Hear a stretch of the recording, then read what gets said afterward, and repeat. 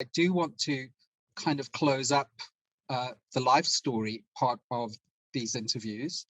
And we had sort of gotten up to about 2015, 2016, when the book was published and things kind of took off and people were really getting to know you, and there was a great deal of interest in you and your book. And I don't know that much about that period from your life, except what you have released in a letter that you did recently. And when we emailed each other, you said there are some important things that you'd like to talk about from that period up to the present that maybe you haven't discussed before. And for example, your cancer diagnosis and all of that. Well, yes, I think that is all going to come up. What little anybody knows to this point about what happened in the years from 2015 to the present is a very narrow slice, appropriate only to that letter that I sent out to people. Yeah. And I would have to say, in the larger scheme of things in my life, it was mostly to do with the least important things in that period of my life. Now, this may seem a little bit strange to some people because they might look and say, "Oh, that seems like a big deal. That seems to be important." But I assure you, my perspective on things is not what it once was, and not where people who would be coming. I mean, part of the reason, that I allowed that unfortunate situation to happen the way it did is that, I'd have been better off, less immersed in, trying to, create a Dharma organization and being involved in a family and things like that. Because quite honestly, those things were so far down on my list of priorities. But there were the more important things about my life during that period are bound to come up. So yeah, let's go ahead and, by now people are probably tired of hearing my history anyway. Yeah, well, I mean, I think it was fascinating, but I think there's some other things that we're going to get to that people are also going to enjoy, and by all means, this is not a farewell interview or anything like that. This was a stop by the side of the road to take in the sights, I hope, and there's much more to come from you. That's my hope. As a matter of fact, I think this is where the really significant part of this whole process is about to begin. I think people can't help noticing that my appearance has changed and my voice has changed and things like that since our last session. So would like to bring them a bit. Yes, sorry, I should have started with that, and I'm going to take this and perhaps splice it into the one of our previous things. But could you give us a little bit of a health update? Yes, we got a little bit of a scare over the last week or so. And forget the apologies, and I know you're going to splice it in and things like that. All right. Well, my cancer, of course, has begun to progress, but I have experienced a whole host of health problems over the last few months that are not directly related to the cancer or its progression. And as a matter of fact, many of them, I have so many different tests that I've undergone and that I'm scheduled to undergo because, I counted it up. I've got 8 different specialists. Wow, that's quite a team. Yeah, and I've been having problems that are not easily interpreted and understood, but just to give some people an idea of that. I started losing weight precipitously, and I had a great deal of difficulty eating. Finally got my weight back up, and then the events of the last 2 weeks tore that apart. I had a period of time where um, I was having a great deal of difficulty sleeping, and the reasons for that is I was also having a great deal of difficulty breathing. We still don't know what the reason for that is, but I would wake up every 10 or 15 minutes gasping for breath, and also having a great deal of difficulty swallowing, developing dry mouth. Um, a lot of things have been happening that, I've got neurologists and oncologists and whateverists, trying to figure out what they're due to, so to see if there's any way to treat them. But the most recent event was there's one of the tumors in my lung had gotten to be a suitable size to do a biopsy. And the point of a biopsy is to do genetic sequencing on the cancer cells and to see if there are any mutations that lend themselves to some of these wonderful new drugs that have been developed that target particular characteristics of cancer cells. So I went in for that almost 2 weeks ago, it'll be 2 weeks ago, day after tomorrow. And unfortunately, as sometimes does happen with these things, my lung began to collapse, what's called a pneumothorax. And so although I had gone in for the biopsy at 8 in the morning, expecting to have my ride pick me up at noon, because that's what they told me to expect, instead, I got admitted to the hospital. The procedure took place at the hospital, so I was admitted at the hospital. They immediately put a tube into my lung through my chest. And I ended up spending 8 days there. And I can assure anybody who doesn't know, being in a hospital is one of the most debilitating experiences that you can undergo. If you were to go into a hospital with nothing at all wrong with you, I guarantee you would be in bad shape by the time you leave. And it's just because of the ordinary routines. You are awakened every 2 hours, day or night, with somebody sticking a needle into you or taking your blood pressure or something else. Certainly in my case, between having a chest tube and suction and having the usual IV needles, I couldn't move more than a few feet. It's just all, and of course, I don't need to say anything about hospital food. Oh my gosh. So as we sit here, I have a tube in my chest that's capped off. I came home a couple of days ago. I am very weak. You hear this weakness in my voice, and I'm beginning to return to normal. In a couple of days, they're going to take this tube out of my chest. Hopefully, once I no longer have a foreign body, foreign object penetrating my chest, I have a feeling my body will recover to its normal state of having trouble breathing and having trouble sleeping because of having trouble breathing. But anyway, yeah. So that can explain to you why you see and hear about today that's different. Okay, so let's move on from there. Well, I suppose, well, I just want to ask you,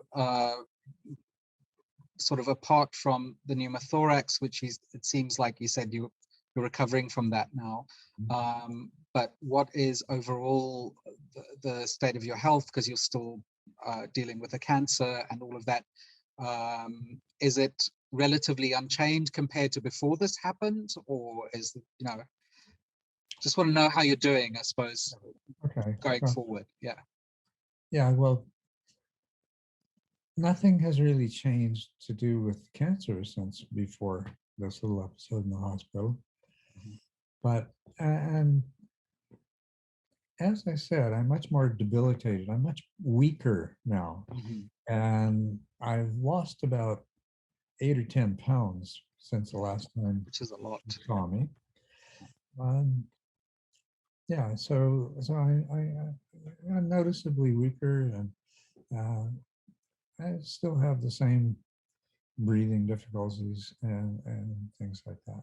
Does that answer your question? Yeah. I think we're all, especially your students, people were really worried about you when we heard this, and well, so. I'm at no risk of dying anytime soon. Oh, well, that's good. I suppose I think you've answered my question. I didn't want to put it quite that directly to you, but I'm very glad to hear. That's what you should have asked. Yeah. I've had a very interesting experience, not as a result of these things that happened the last 2 weeks, but of what was happening before. Maybe I'll share that. I don't know. Please do.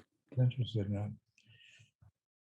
You know, as I think we talked about earlier, whether we do it consciously or unconsciously, we create the meaning in our lives that gives us the will to keep on going. Life is never easy, and it certainly doesn't get easier as you get older. But after about my second or third week of not really having had much sleep at all, I was in a severe state of sleep deprivation. That was actually true when we did our last recording.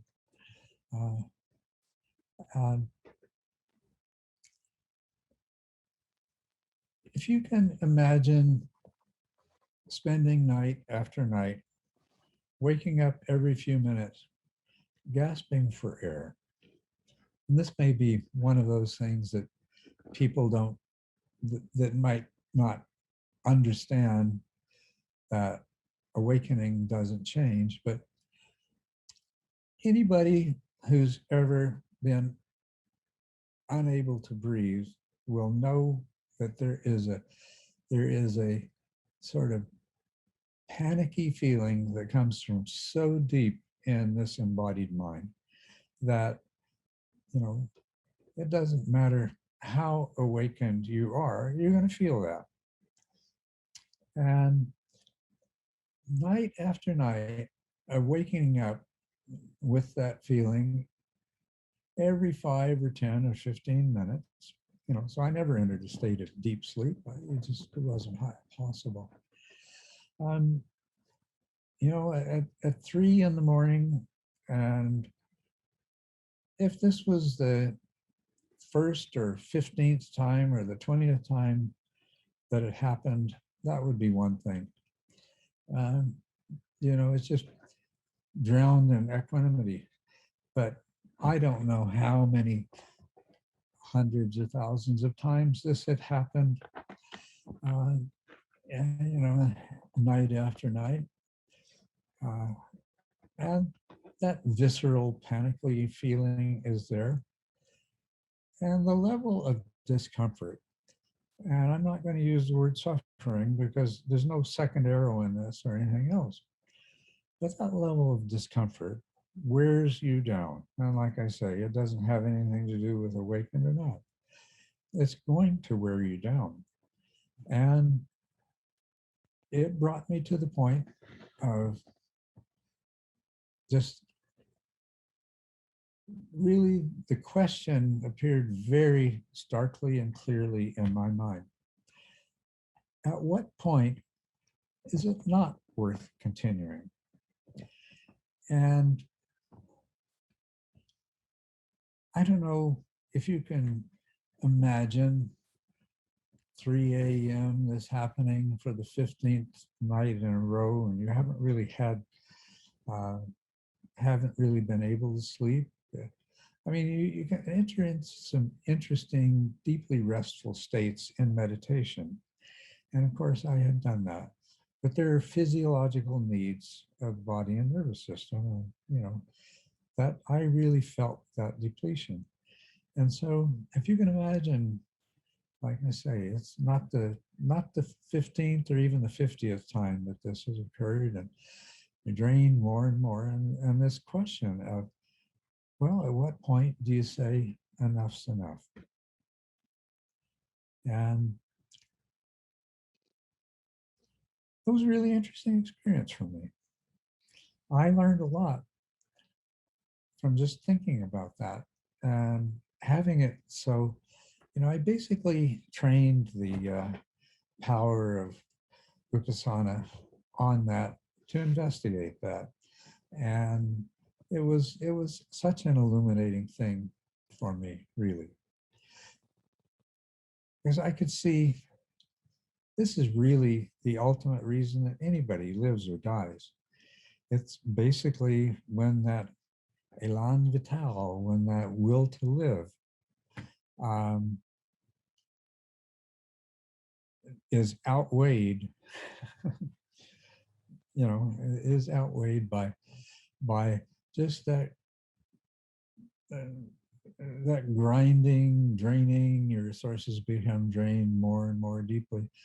So anyway, it was very illuminating and a very interesting investigation. And I realized one of the things I realized from that is, the what had been giving my life so much meaning and purpose was there's all these things that I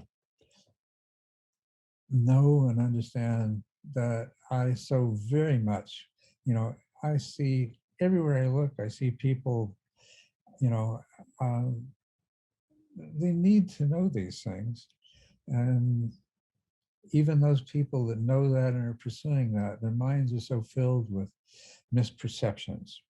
And what I really want to do, and really what's keeping me alive, is I want to share as much as I have learned and I know with all of these people. I would love for enough people to be able to grasp this. We might change the kinds of insane things that we do as a society. Um, I realize anyway, what I realized is I had the experience of, having to say, well, what if it's totally obvious that I'm not going to succeed in the form that I had hoped to? Not that I'm necessarily attached to how much I'm able to transmit, but what if it becomes obvious that it's not going to be, uh, for example, suppose it becomes obvious that I probably only have 2 or 3 weeks and that I'm not going to have the mental clarity and the physical stamina to do much in those few weeks.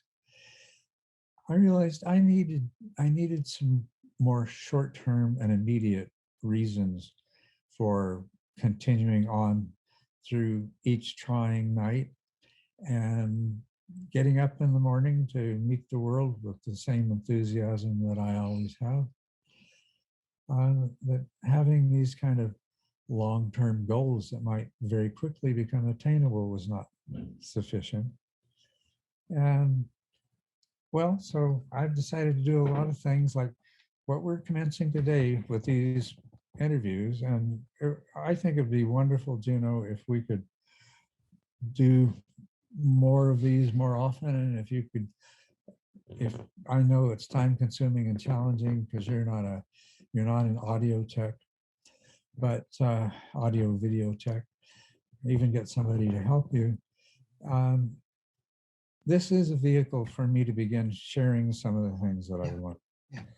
And uh, and some of the on the books that I'm working on, I started fashioning some of those some of the chapters into uh, essays that I can just post on the internet.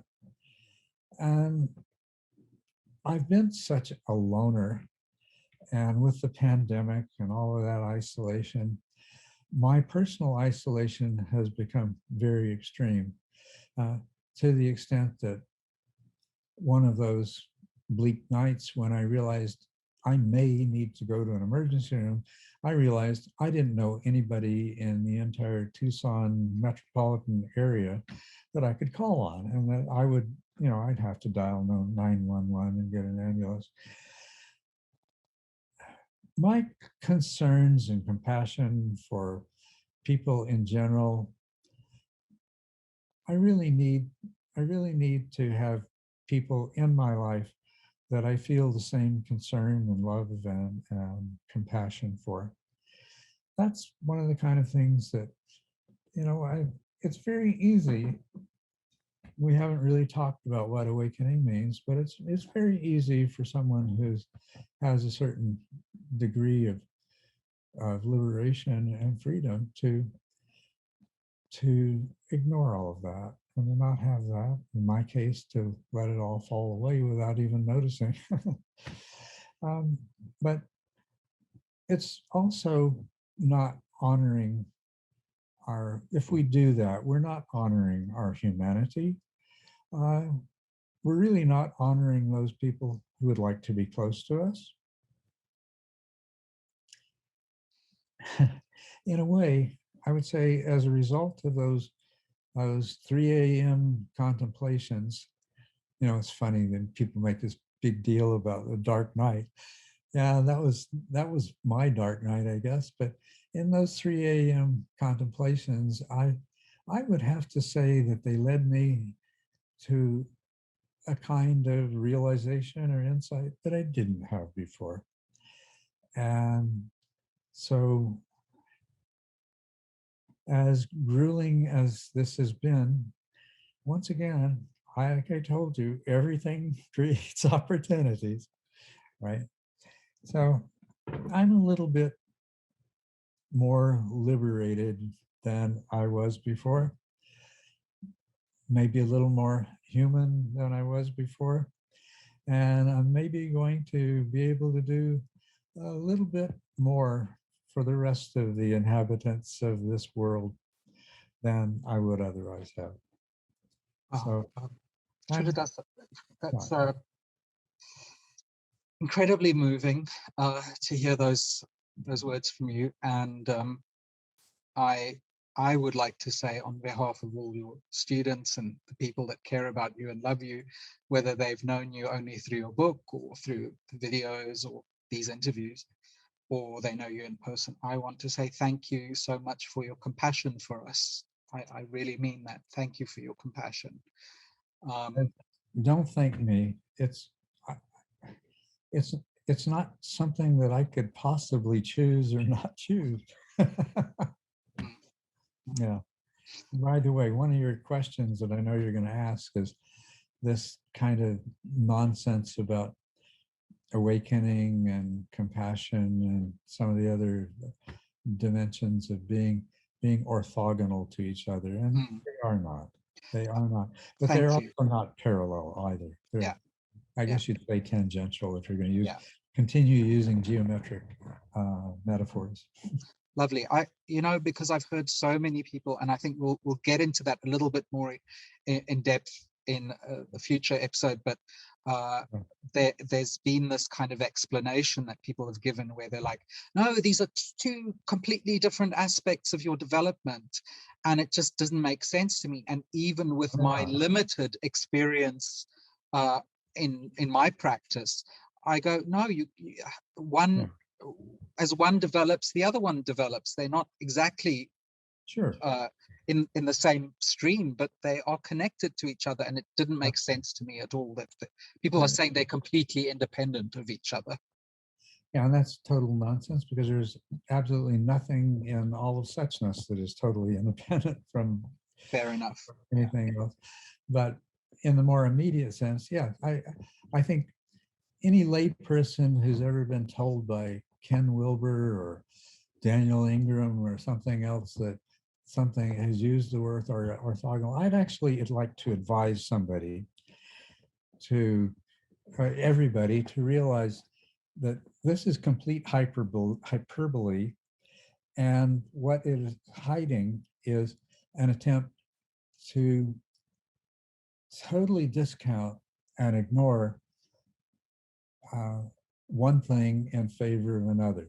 Anytime you hear somebody use the word orthogonal, you should realize that, that's a term from geometry, and it basically means at right angles. Yeah. Ortho, right, gonal is angle. And of course, in geometry, it's like the X and Y axis. It doesn't matter how high you go on the Y axis, you cannot move, tiniest fraction one way or another on the X axis. And there is absolutely nothing in all of suchness that works that way.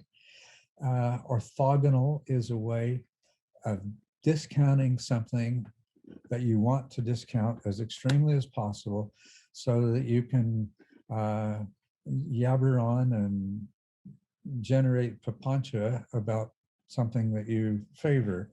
And, people who've used that terms have, some of the things they have to say are very valuable, but, they're human in their choice of terms like this that are really not appropriate to anything except geometry. Yeah. No, I appreciate that. And yeah, I use that word because that's the word that I've heard, right? And Well, that's the word that's out there. that's the word, that's the buzzword. Yeah. That's a buzzword. Yeah. That's the buzzword for his shit is worth nothing. Mine's the only one that counts. Yeah. See? And just from my experience and speaking to some other sort of really advanced practitioners, yogis, they all just said, no, that's complete rubbish. So I'm glad that we've said that now as a sort of a preface to when we come back to this in the future, we'll dive a little bit deeper into that. But I think people need to know that. Yeah. About this harrowing 2 weeks that you've been through, and that you are still coming out with a smile on your face and actually seem to be showing gratitude for this incredibly difficult experience, which is just blows my mind. I do want to ask you one sort of difficult question there, and that is, when you were asking yourself, is this really worth it? Should I hang? I mean, was there a question? Was there, let's put it this way, were you ever at the point where you could have said no and you were just ready to go? Was that something that you could have done? I was never at that point, but I could certainly very clearly see that that point could be reached. I also could see that how easily it was reached depended on what I chose to do between now and then. I mean, that point will come. Yeah. It will. Yeah, absolutely. And absolutely, many years ago, I discovered that is something that was in my capabilities. I don't need to take an overdose of medications or, breathe some kind of lethal gas or anything else to do that. All I really need to do would be to make that decision.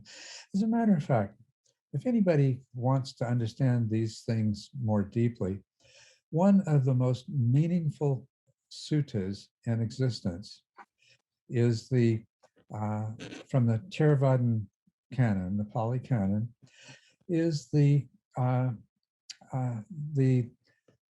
sutta on the last days of the Buddha's life.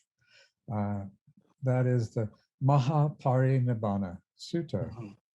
And the description of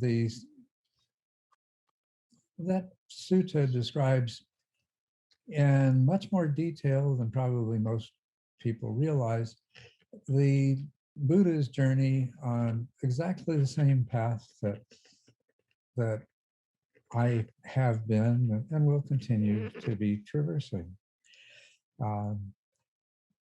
He was trying to weigh things and decide, I think he was in a lot of just this ongoing grinding discomfort. For years before that, he'd had to discontinue teaching, and his back ached, and Amanda, please come and rub my back, and and he designates some of you finish his Dharma talk. And he, but the way that it's put in that sutta is in terms of conversations with Mara and, asking himself and asking Ananda, saying to Ananda, you know, I could continue living, but, should I? Mhm. And I think Ananda didn't quite understand what he was He's being. asking. Yeah. He was asking. He said, "Can you talk to me about this and tell me, is there anything that I'm missing? Because it seems to me I've done what I can." Yeah. Is there anything you still need from me before I go? Exactly. That's right. Yeah. And he was asking himself the same question for the same reason that I was. Mm. Uh, and he didn't jump to a quick conclusion. This extended over weeks as he intentionally visited all the most important places during his 45 years or so of teaching. And as he left each one, he gave us, is described in the sutta, the elephant's look, which you can imagine a ponderous elephant stopping and turning around and looking back with this, yes, so much has happened here, and this is the last time that I will view this place. And okay, I turned around and walked on. He spent all those weeks making up his mind. And when he he eventually made the decision, and you know he asked, according to the sutta, who knows what the real details were, but he asked Ananda the question 3 times, um, and then there was a point where he had decided when and where, and when he got there, under the 2 salt trees, he chose when, and he passed. And I Mhm. know I can do that as well. And I know, I can read that sutta and say, yes, brother, I know. Yeah. And I was texting you during the week while you were in hospital, and I was saying to you, I'm not going to make the same mistake Ananda did. Yeah, Culadasa, you're not going anywhere, right? Yeah. and I told you I wouldn't, because I had already realized that, that time is going to come.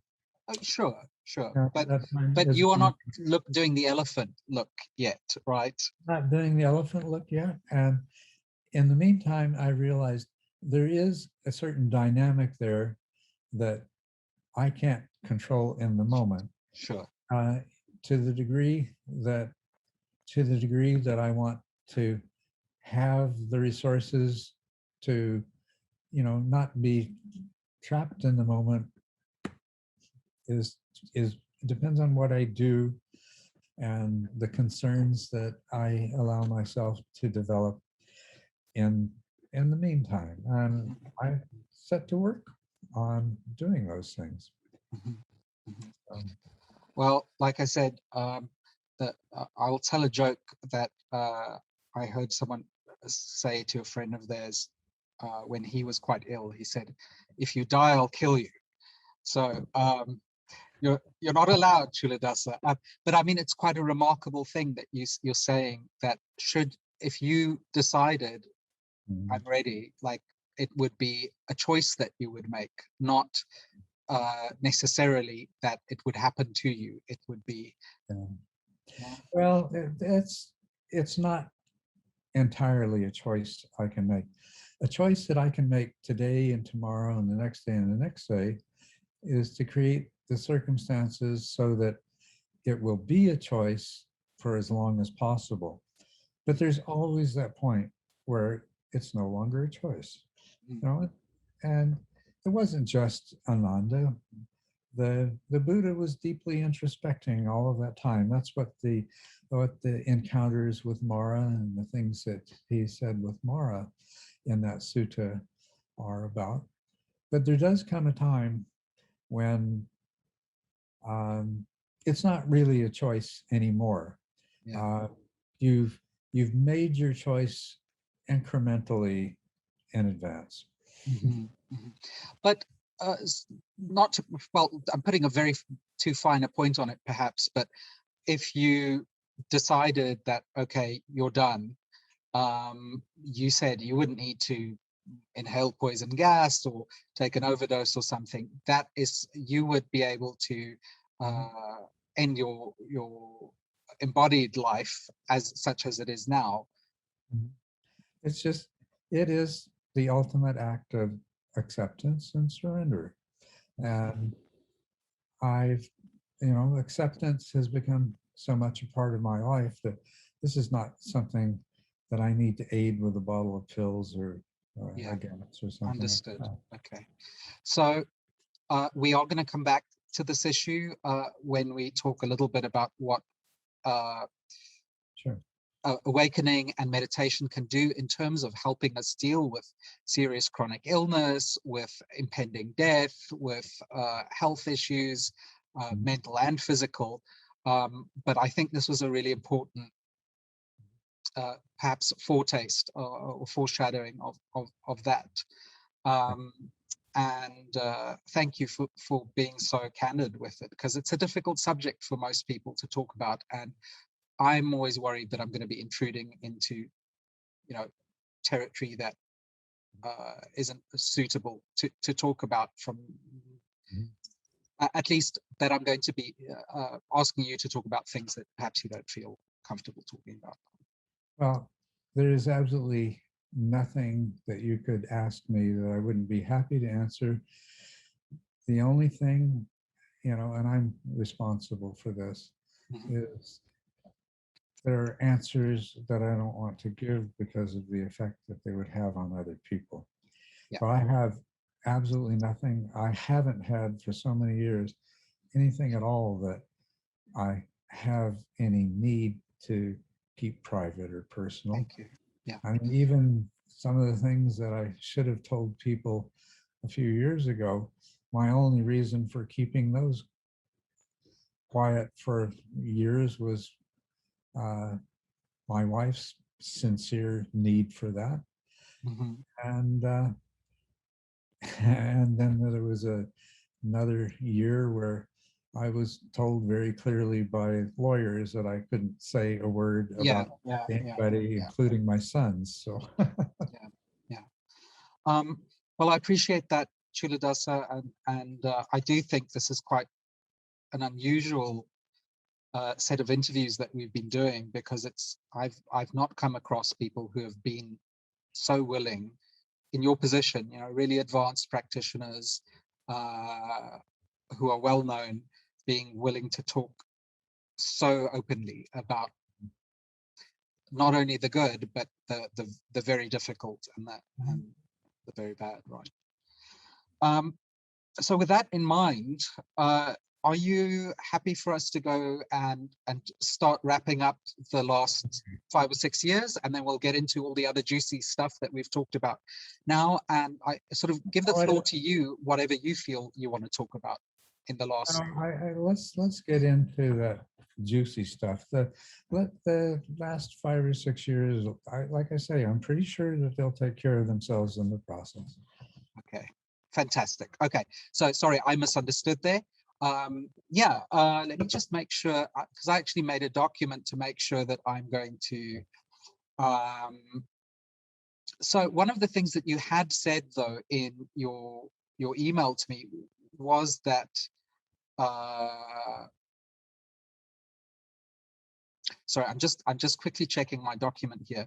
So yeah, well, I suppose we're getting into the juicy stuff. I suppose one more part of the chronology of your life that I would like to hear a bit, and people would like to hear a bit, is attaining third and fourth path, to use the vernacular as it's now being used.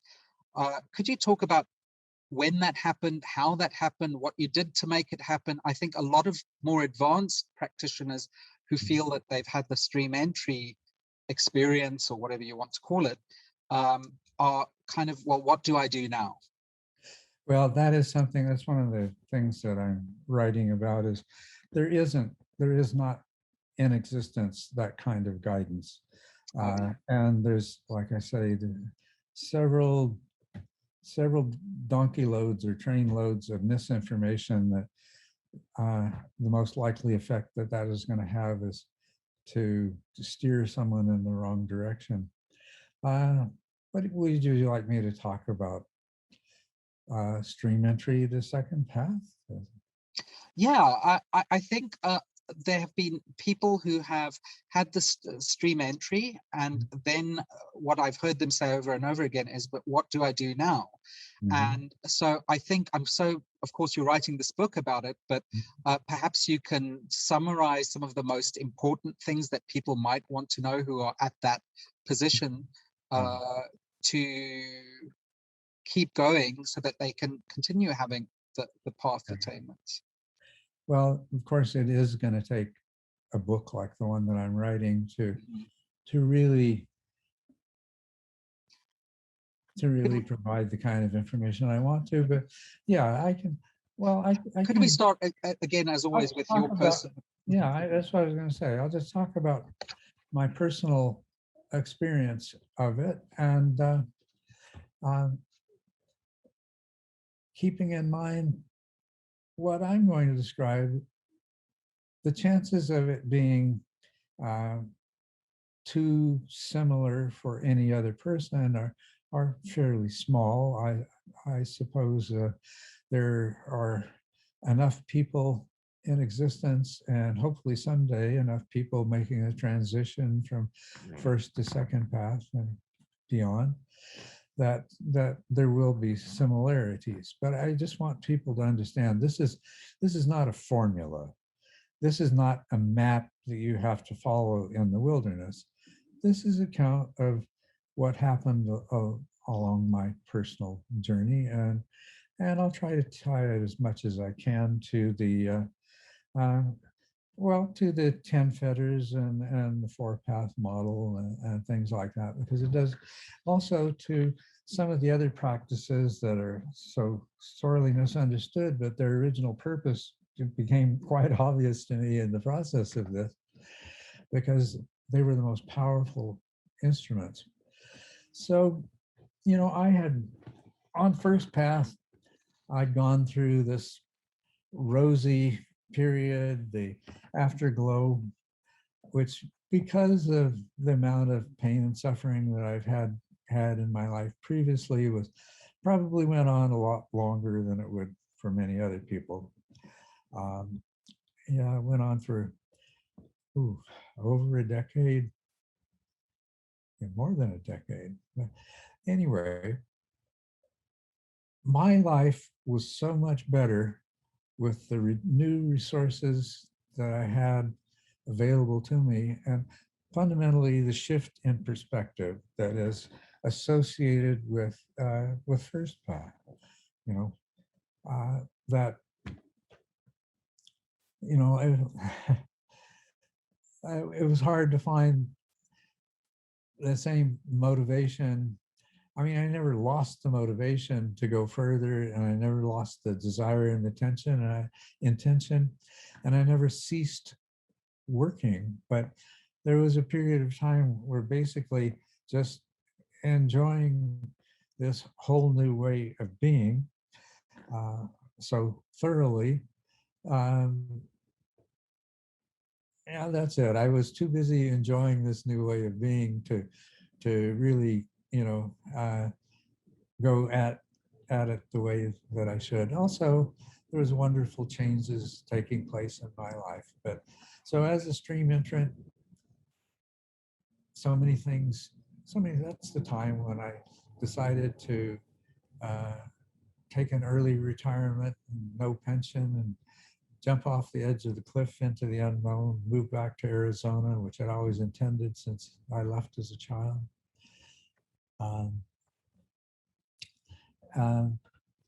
Building a whole new life, which was to be devoted to practice, and it was devoted to practice, and we talked about that in the past, so people can refer to those discussions.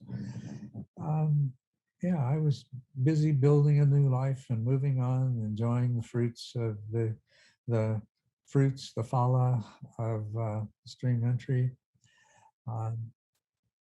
But then there came a time of greater stability, and I got back into the habit of doing long retreats and deep retreats.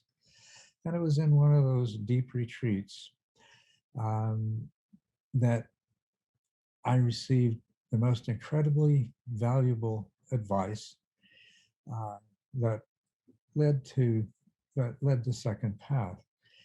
Um, I I was advised to examine my states of mind very closely, which is basically what the third of the four satipatthanas is. And of course, to do that, you have to engage in the second satipatthana. This was, I don't know, 2 or 3 weeks into a month-long retreat, and you know, I was not. It wasn't a Goenka retreat; it was a Mahasi retreat. I had given up after the first week. The teacher kept saying, ignore the joy. All of these things that my mind couldn't. I couldn't ignore it. I mean, it was just there, and the idea that I was going to go through a bunch of ridiculous hoops, just it's just not happening, boss man. When you say ridiculous hoops, are you talking about the progress of insight? Well, I'm talking about the gross misunderstanding of the progress of insight that has become so prevalent, because that's not really what the progress of insight is about at all. That's one of the things I think in the book that I'm writing about awakening and insight, I can look at that. And I just recently did that. I went back and read in the Visuddhimagga, and then I got out my Vimuttimagga, which has a different but very similar thing. And it's like, yeah, I realized what they were trying to say, and it wasn't at all what people think. Were you looking at the? I was looking at the Visuddhimagga and the Vimuttimagga. The Bhikkhu Bodhi's versions of it. See, I don't even remember. There's not the online versions. There are print versions that have been in my possession for 20, 30 years. But anyway, and actually, back when I went through them in depth, what I did is I found a site online that had the Pali, and what I would do is I was looking at a couple of different English translations and comparing them with the Pali. Especially whenever something didn't sound quite right, I'd compare to see, in a sense, figure out my own preferred translation of right. But anyway, I'm sort of getting off track. I was talking about what is happening during this Mahasi retreat, and like I say, after the first week, I realized that this was something artificial, and that I wanted to go with something real. Okay, so just to clarify that, what I think you're saying is they were saying to you, okay, you have to go through certain stages, whether they call it progress of insight or whatever, and you were saying in your mind, but no, that's not the way that my practice is heading. Well, what I was saying is, no matter how hard I try, for the sake of this teacher that I respected and loved, and I had contact with him before and since.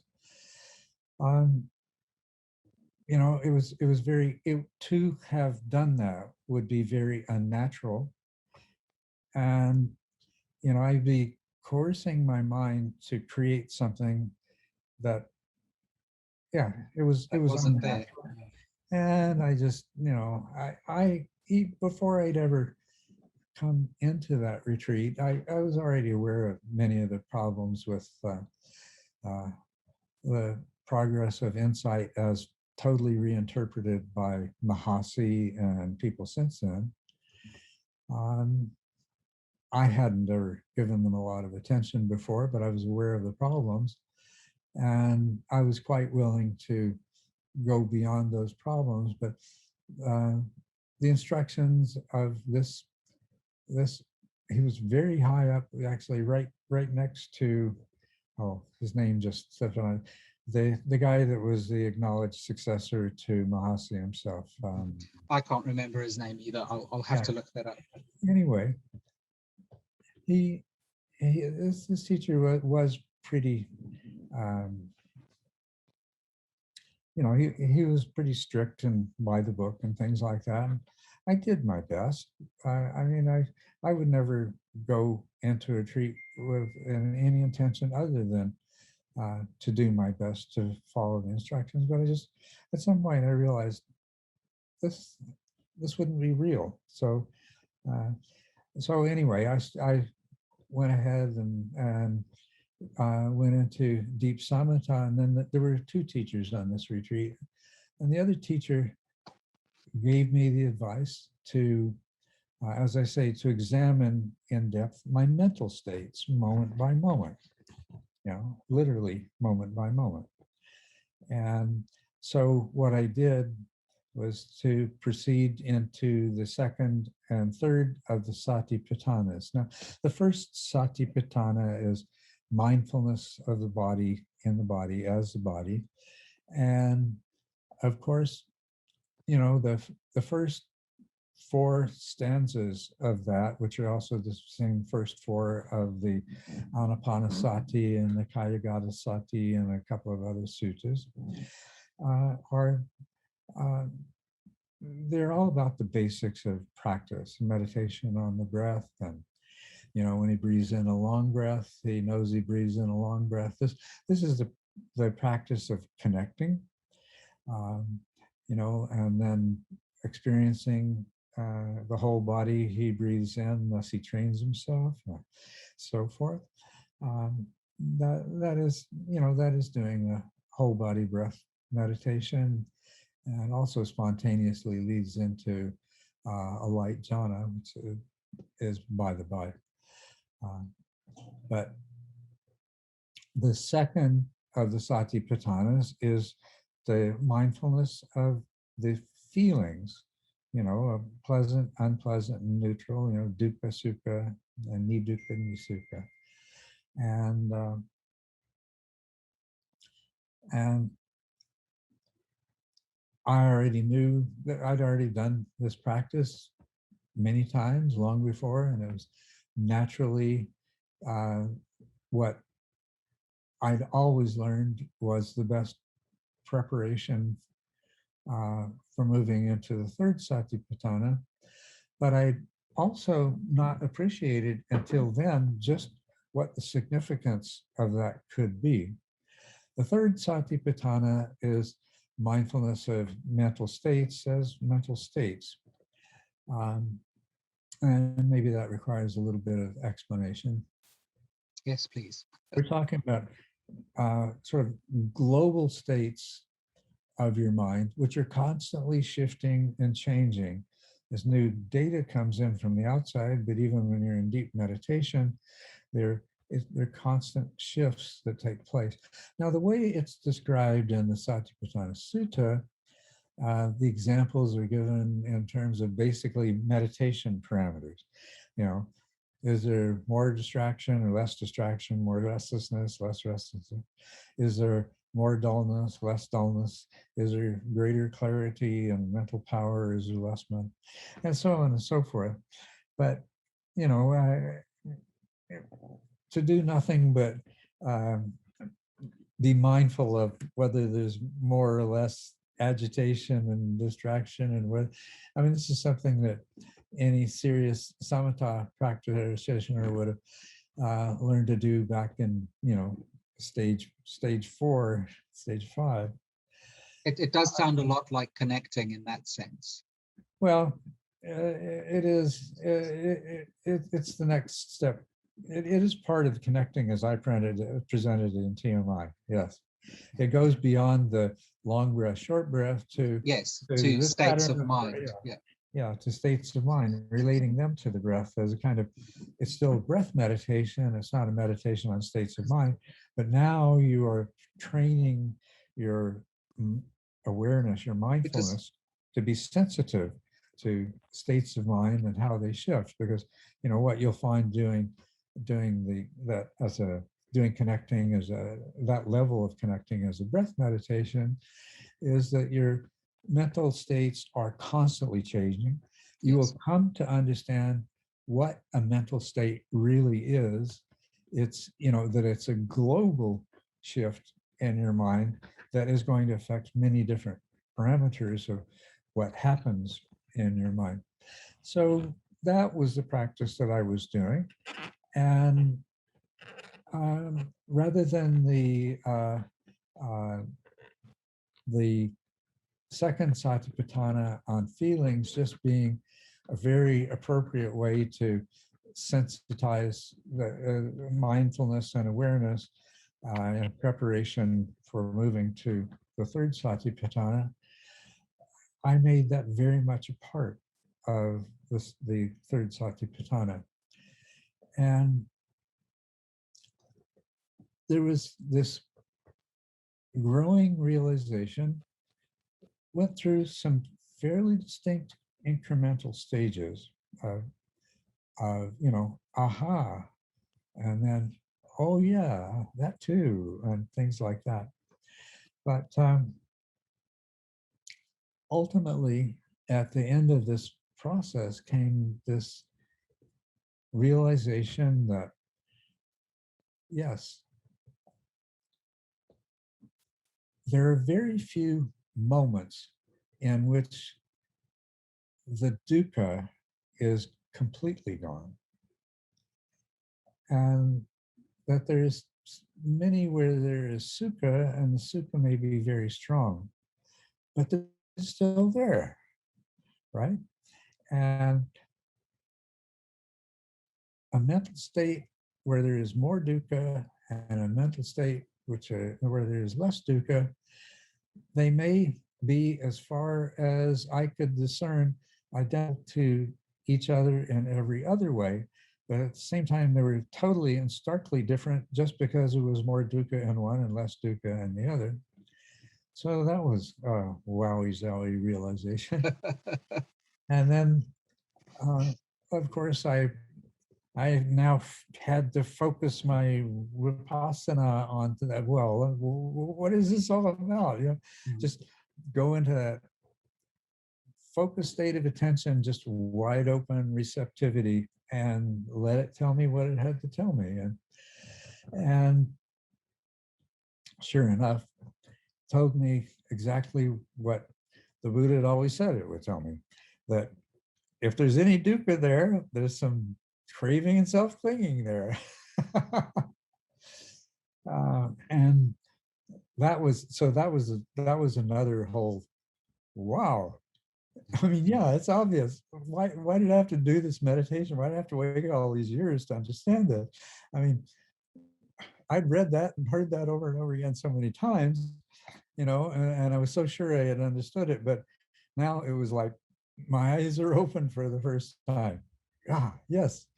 Any moment, where the mind state, when there is no self-clinging and when there is no uh, dukkha, or no craving, I should say, it is it is the sukha or nisukha, nidukkha, but there is no dukkha in that moment. It's like, wow, that is the clarity and the clarity of that realization. Well, I have to admit, I got so excited that I probably, as I recall, I was doing 3 and 4 hour sits in the afternoon, and this was partway into one of those longer. We ate only a midday meal. We ate breakfast and a midday meal. It was after I got past the lethargy of the first half hour or so after the midday meal that happened. But there was no way I could keep sitting. There was there was just an exuberant energy that was coursing through me. So um, I got up, and it was a beautiful place in the mountains. And so I got up and I did walking meditation for the rest of the afternoon. But I'd have to say a lot of that walking meditation was, I'd have to describe it more as contemplation. Um, and this continued with the same intensity into the evening Dharma talk, and through the Dharma talk into the evening sits. And uh, I don't think I slept at all that night. I gave up trying to sit after an hour, or trying to sleep after an hour or so. And I basically sat through the rest of the night. Um, and it just, things kept becoming clearer and clearer. And as they do, I don't know, this is something that some people will know what I'm talking about and some people won't. The wowie zowie understanding, oh, my eyes have opened at last, that's just the beginning. And it fades and it comes back and things like that. But actually, that sort of fading and coming back, I think, is probably an essential part of the insight process. At least for me, every time I would go through one of those cycles, when I came back, it was an order of magnitude clearer. And that clarity is it's so obvious. I mean, really, the feeling is, how could I have not possibly understood this before? Even how come everybody, this is so obvious, why would anybody not see this? And I suppose that's one of the things that lingers too, is it's always a little bit hard to understand after that why some of these things aren't so obvious to everyone. But I meditated through the night, couldn't sleep. Then it was during the morning meditation period, and I went straight into a long sit in the morning meditation period after we'd had our breakfast. And well, what came really clear to me, and is really marked the transition, I would say, to second path. Now, in terms of the 10 fetter 4-path model, according to the Buddha, what happens in the transition from second to third path is that your susceptibility to craving, to desire and aversion, it's lost so much of its power. The reason it loses its power is because of how starkly clear it is to you that every moment tainted by craving is a moment of suffering that's unnecessary, suffering due to self-clinging. And the result of that is an incredible empowerment of the mind. And what I discovered experimenting with that, really for the rest of the retreat, was I could deliberately induce in my mind what would normally be sources of very powerful craving. I would go ahead and let my mind respond in its usual way, and then I could step out of it like you step out of your shower in the morning. It's just no obstacle, no resistance. You just lift your leg and you step out.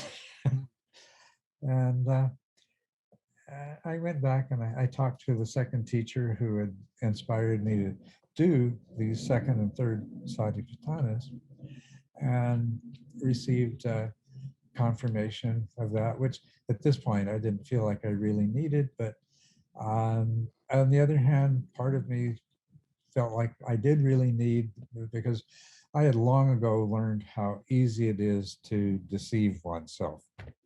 And so any little bit of confirmation from somebody who is very advanced was not just welcome but needed.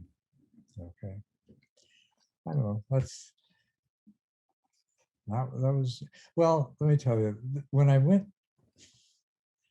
during my meditation, now I had left the main meditation hall and I'd gone, there was another location that I could sit in.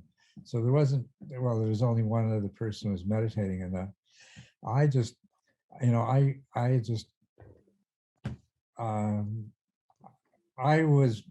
disturbed my fellow meditator with the spontaneous expressions of joy that I was feeling.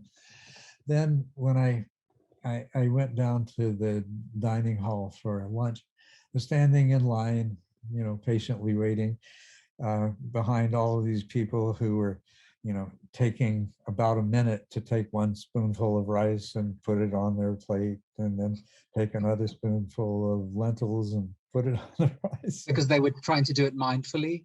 Oh, yeah, right. Yeah. You know how that is, trying to do it mindfully. When you say trying, it's really interesting. A lot of people are doing it mindfully, but a lot of people they're not sure what it means to do it mindfully. So they're just trying to imitate all the people who are doing it mindfully. Anyway, but yeah. And it was just,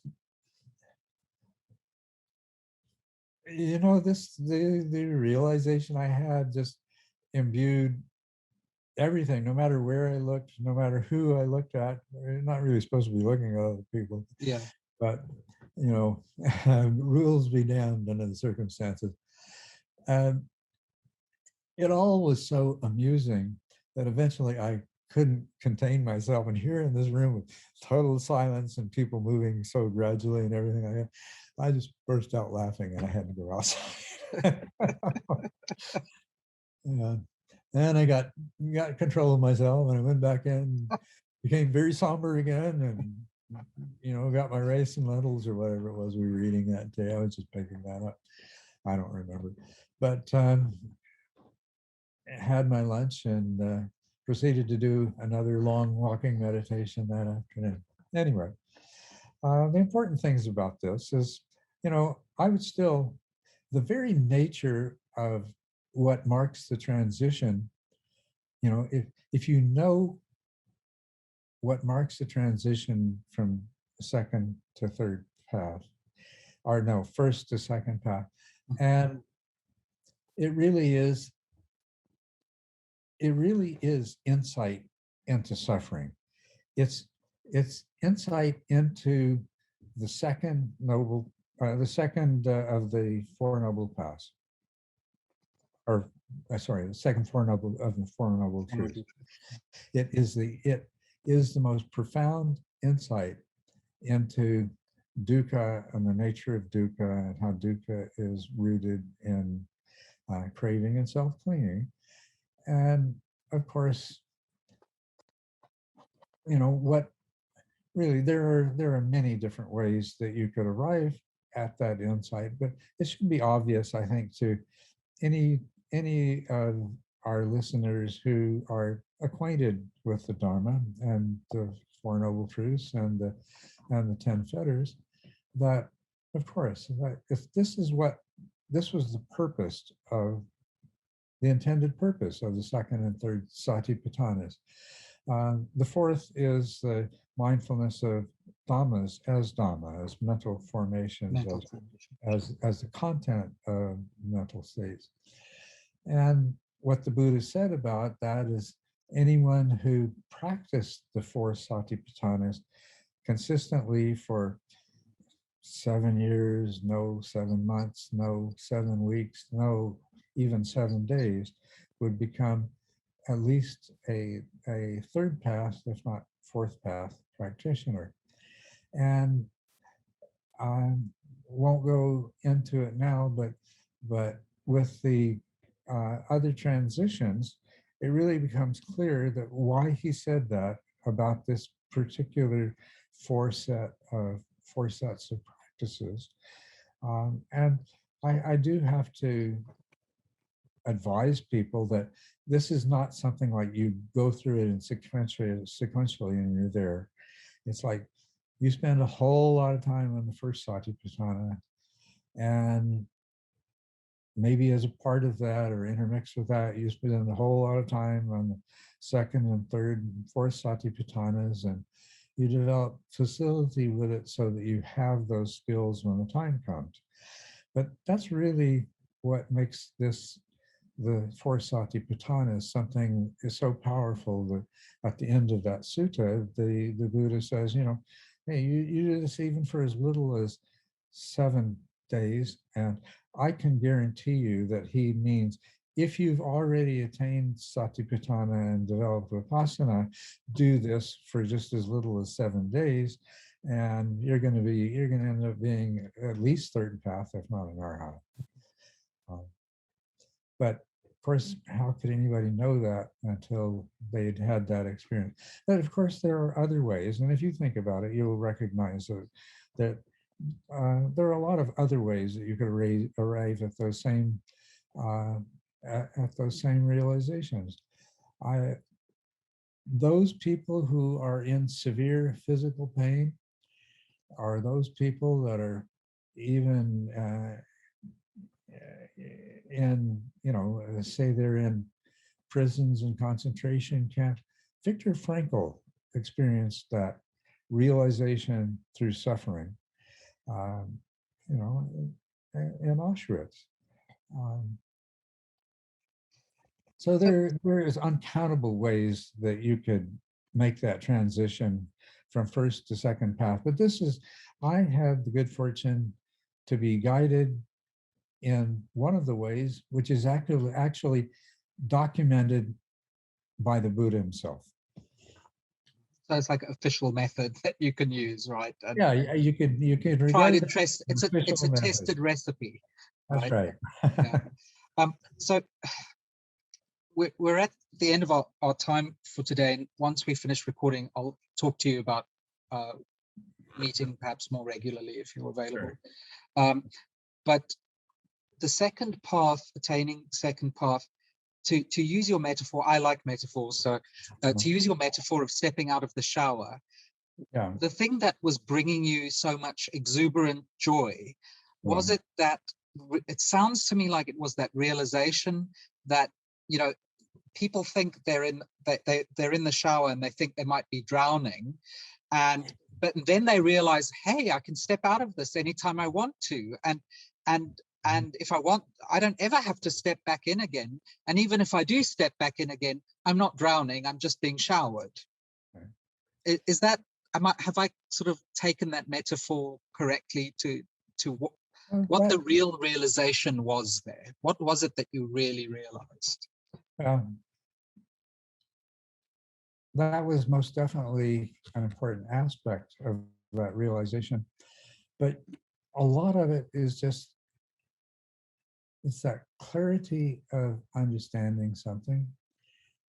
I know everybody listening to this has had the experience of joy that arises as a result of understanding something clearly. But in terms of what produced that exuberant joy, now this is something that happens in association with many lesser insights that are not at the point of a path transition, but it's something that always happens as part of a path transition. It's the pala part of Magapala, right? Which even I still slip into the bad habit of pronouncing it phala sometimes, but Magapala. It stands for fruition, and it has a variety of meanings. one aspect of fruition is most important aspect of fruition is that you have this understanding and you cannot lose this understanding no matter what.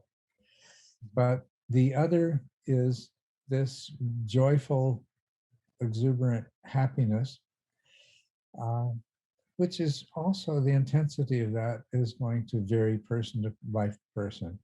You know, there are your more somber kinds of people that have a pretty low level of joy and exuberance anyway, and it's not going to be as strong for them as the kind of person we all know who's just always, you know, on the verge of this puppy dancing kind of thing, and where it's going to be extremely strong.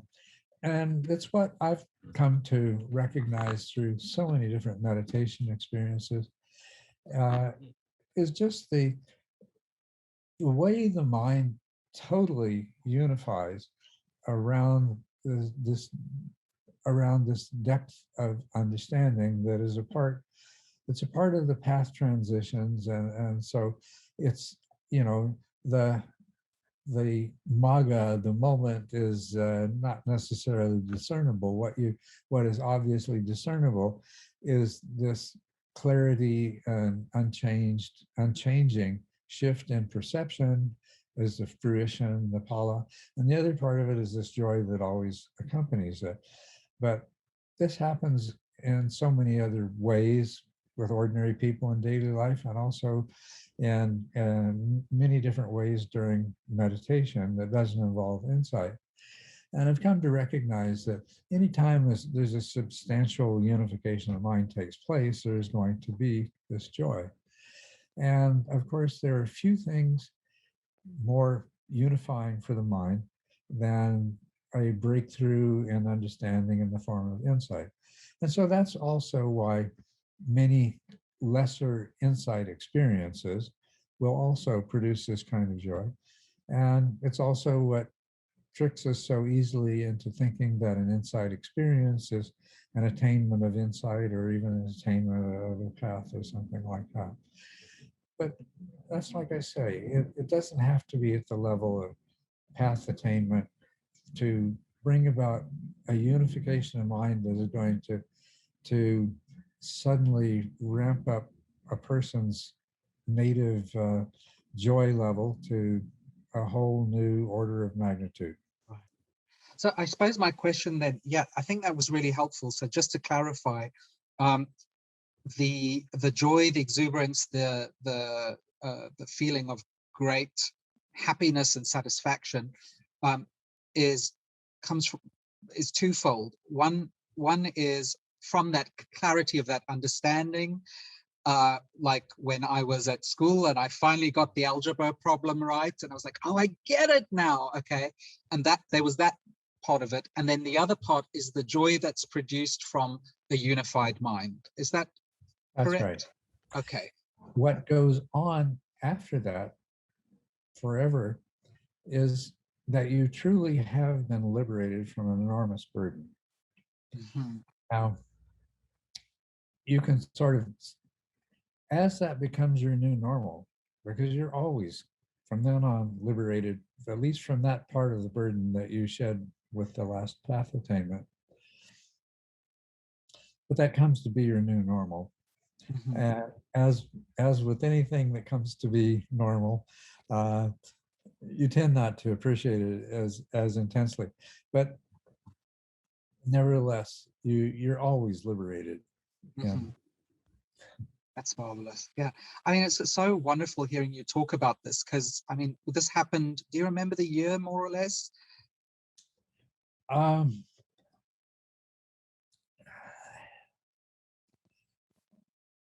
I I think it was something like, it was in the summer.